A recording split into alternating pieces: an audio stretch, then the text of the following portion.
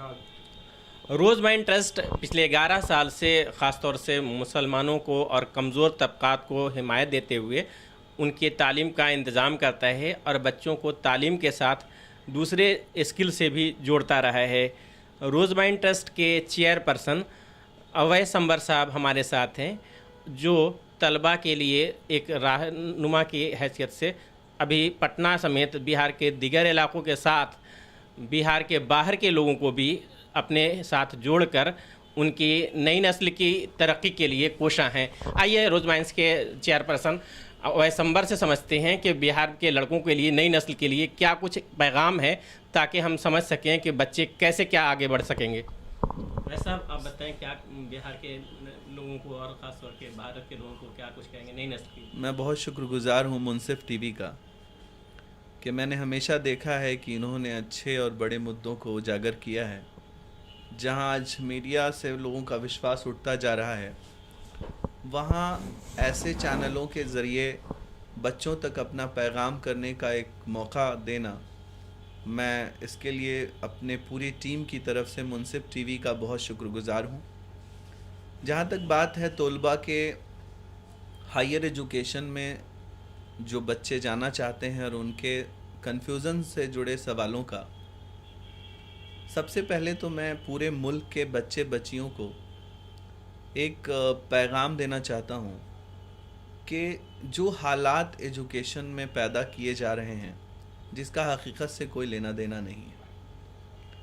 आज जो हालात हैं वो ये हैं कि हायर एजुकेशन में जब बच्चा जाना चाहता है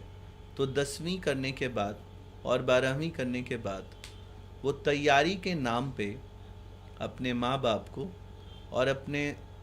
घर वालों को तैयार करने पे लगा है, जबकि हायर एजुकेशन में जाने के लिए किसी भी तरह की तैयारी की कोई ज़रूरत नहीं है। 10वीं के बाद और 12वीं के बाद 50% की एलिजिबिलिटी से, मैं बहुत गंभीरता से इस बात को रखना चाहता हूँ कि मुल्क के सारे नौजवान बच्चों को और बच्चियों को ये पता होना चाहिए कि हायर एजुकेशन में जाने के लिए सिर्फ 50% मार्क्स की एलिजिबिलिटी चाहिए, और वो इंजीनियरिंग में, डिप्लोमा में, बीबीए में, मैनेजमेंट कोर्सेज़ में, पैरामेडिकल कोर्सेज़ में जाने के लिए एलिजिबल कैंडिडेट होंगे, बिना किसी प्रिपरेशन और बिना किसी एग्ज़ाम के। ऐसे भी क़ानून में प्रावधान मौजूद है।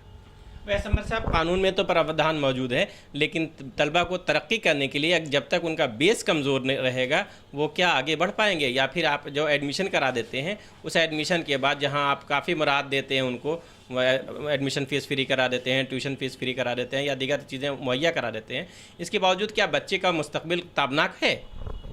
आप मुझे एक बात बताइए, जहाँ पर एक बच्चे को हायर एजुकेशन में जाने के लिए 10वीं के लिए उसे 10 साल उसके माँ बाप ने बारिश में छाता लगाकर स्कूल छोड़ा, 12वीं में उसके माँ बाप ने पहुँचाने में उसको 10 साल कड़ी मेहनत की, और 12 साल के बहुत बड़ी तैयारी के बाद क़ानून ने, हिंदुस्तान के मुल्क के क़ानून ने उसका इम्तिहान लिया। इम्तिहान के बाद 10वीं बच्चा पास हो गया 50% से, और 12वीं बच्चा पास हो गया 50% से। जो काम उसके माँ बाप और वो बच्चा 12 साल के बाद नहीं कर सका, वो इन कोचिंग संस्थानों के जो मालिक दावा कर रहे हैं कि 2 महीने में तैयारी हो जाएगी, क्या ये आपको सही लगता है? कोचिंग संस्थान तैयारी के नाम पे जो क्राइम करता जा रहा है, उसको इस बात का अंदाज़ा नहीं है कि उससे जाने और अनजाने में बहुत बड़ा क्राइम हो रहा है। क्या आपको ये बात पता है? आपको ये बात पैगाम के तौर पे कहना चाहता हूँ कि पूरे मुल्क में, कन्याकुमारी से कश्मीर तक में, हिंदुस्तान के क़ानून के ज़रिए चलाए जा रहे, सीबीएसई बोर्ड के ज़रिए और स्टेट बोर्ड के ज़रिए चलाए जा रहे स्कूलों में जितनी भीड़ नहीं है, उससे कहीं ज़्यादा भीड़ फ़िज़िक्स और केमिस्ट्री और मैथ्स की दुकानों में है। आज पूरा मुल्क हायर एजुकेशन में जाने से पहले अपने स्कूलों के टेबल को उल्टा उलट चुका है, और इसके उलटने से जो सबसे बड़ा फ़ायदा हुआ है वो उन कोचिंग संस्थान के मालिकों को हुआ है जिन्होंने अपने घरों में नोट गिनने की मशीनें लगा दी हैं। एक किसान अपना खेत बेचकर, एक गल्ला बेचकर, गन्ना बेचकर, अपने जेवरात बेचकर, झूठे सपनों के पीछे जो उन्होंने दिखाए हैं, अपनी पूरी चीज़ें बेचकर, गांव छोड़कर शहर में पलायन करके, क्रिमिनल बनकर, मैं फिर से दोहरा रहा हूँ, क्रिमिनल कैसे, वो मैं आपको बता देना चाहता हूँ। वो ऐसे कि जब कोई एक बच्चा सरकार के क़ानून के तहत 60% का अटेंडेंस नहीं रखता है तो वो बच्चा +2 में ही अपीयर नहीं हो सकता। लेकिन आज पूरे मुल्क का बच्चा स्कूल में सिर्फ अटेंडेंस के नाम पे खाना पूर्ति कर रहा है और कोचिंग संस्थानों में अपनी तैयारी कर रहा है। ये सबसे बड़ा मसला है। क्या आपके ज़रिए इस मसले को सरकार सुनेगी? क्या सरकार, जो नीतीश कुमार जी स्वच्छ राजनीति की बात कर रहे हैं, क्या सरकार को इस पर एक बार नज़र डालने की ज़रूरत नहीं है? एज ए करियर कंसल्टेंट क्या आप बच्चों को ये मशवरा देंगे कि कोचिंग संस्थान से ना जाकर वो कॉलेज जाएं और कॉलेज की जो मेयारी तालीम अभी कॉलेज में मुहैया है मौजूदा सूरत हाल में, उसको एक्सेप्ट करें और उस पर अपनी तवज्जो मुकम्मल मरकूज़ रखें? जब तक इस मुल्क में 10 से 5 कोचिंग संस्थान चलता रहेगा तब तक ये पेरेंट्स को कन्विंस करना नामुमकिन है। बच्चा इस पे बिलीव नहीं करेगा क्योंकि इसकी ज़िम्मेदार सिर्फ माँ बाप बच्चा नहीं है, इसके ज़िम्मेदार हिंदुस्तान की हुकूमत के ज़रिए चलाए जा रहे सरकारी और गैर सरकारी स्कूल्स भी हैं, जहाँ पे उनको फ़ीस देने के बाद भी, उनकी ट्यूशन फ़ीस जमा होने के बाद भी उन बच्चों के सिलेबस कंप्लीट नहीं कराए जा रहे हैं। ऐसे हालात में बच्चा कोचिंग संस्थान के दरवाजे पे जाने पे मजबूर है। इसका एक हंगामा खड़ा करना कोई मकसद मेरे रोज़माइन एजुकेशनल चैरिटेबल ट्रस्ट का नहीं है, बल्कि मैं इसका एक सॉल्यूशन जो मैंने अपने ब्लूप्रिंट में दिया है वो ये है कि सरकार की इमारतों में, सरकार के स्कूलों में जो क्लासरूम बने हुए हैं और जिन जगहों पे ये स्कूल मौजूद हैं, वहीं पर जो कोर्स कंप्लीट नहीं कराए जा सकते स्कूल के ज़रिए, उसको सरकार टेंडर देकर या प्राइवेट टीचर हायर कर उसी बिल्डिंगों में कोचिंग चलवाए 2 घंटे की, 1 घंटे की। और अंडमान निकोबार के गवर्नर ने, जो AK सिंह साहब हैं, उन्होंने प्रैक्टिकली इसको किया 2016 में और वो कामयाब हुए।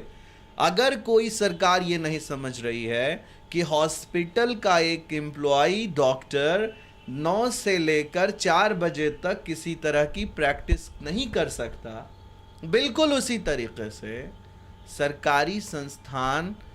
में चलाए जा रहे स्कूलों के प्रोफेसर्स या गैर सरकारी जो टीचर्स 9 से लेकर 4 बजे तक स्कूल के समय में कोचिंग चला रहे हैं, तो क्या इसकी जांच होनी नहीं चाहिए कि उन स्कूलों के बजाय हज़ारों की तादाद में इन कोचिंग संस्थानों में कौन आ रहा है?